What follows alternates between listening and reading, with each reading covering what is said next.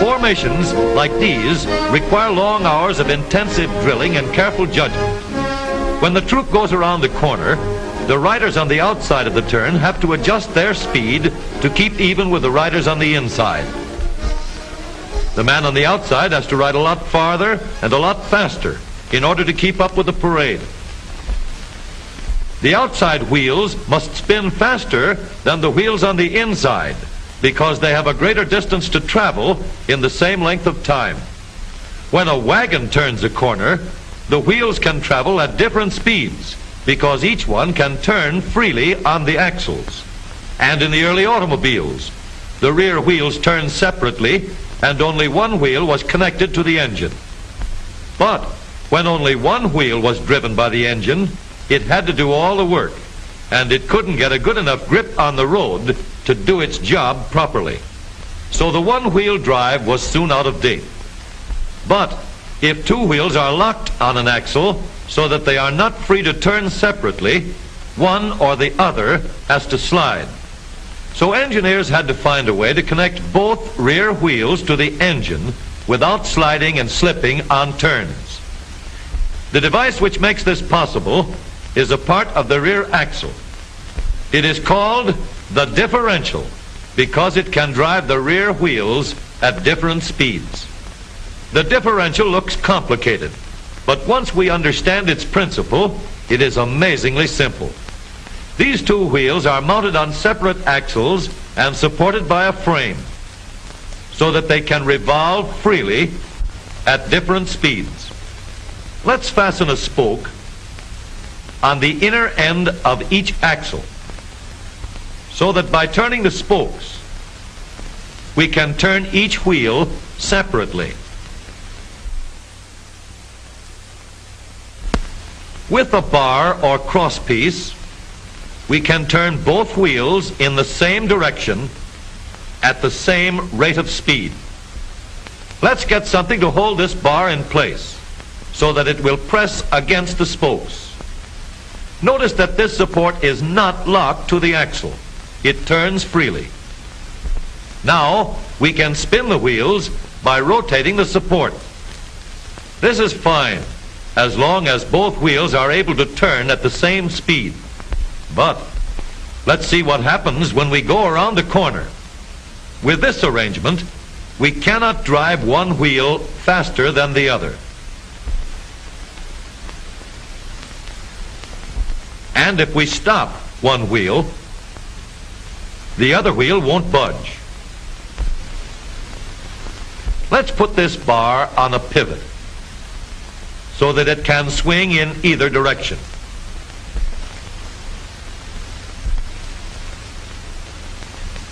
Now, the bar can still turn both wheels at the same speed.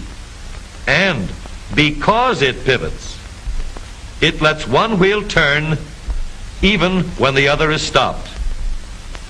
But if turned too far, the bar will swing around until it won't drive the spokes that turn either wheel. We need another crossbar and more spokes to carry on the job. When we stop one wheel, the crossbars will continue to push the spokes of the free wheel around. As long as both wheels are free to turn, the bars do not swing on their pivot and the wheels move at the same speed. Now we have the working principles of a differential. To adapt the model for use in an automobile, we will have to make a few changes. In order to reduce the jerky action caused by wide spaces between the spokes, we will put in more spokes. Further filling in the spaces between the spokes gives steadier, more continuous action, and changing the shape gives firm, constant contact. Now we can make the gears thicker and stronger, and we have differential gears. The edges are cut so that they will fit together more smoothly and silently. And another gear is added to share the work of driving the axles. The principle is the same.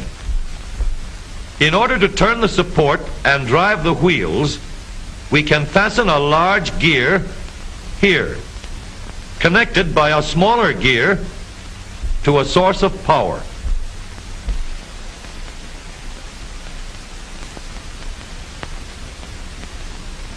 Notice that the power is connected to the differential at the center line. We can make our model more compact by moving the gears closer together. When we put our differential in an automobile, we have to leave room for the drive shaft, which carries the power from the engine. We may build the floor of the car above the drive shaft. But if we do, we won't have much room inside unless we make the top of the car high too.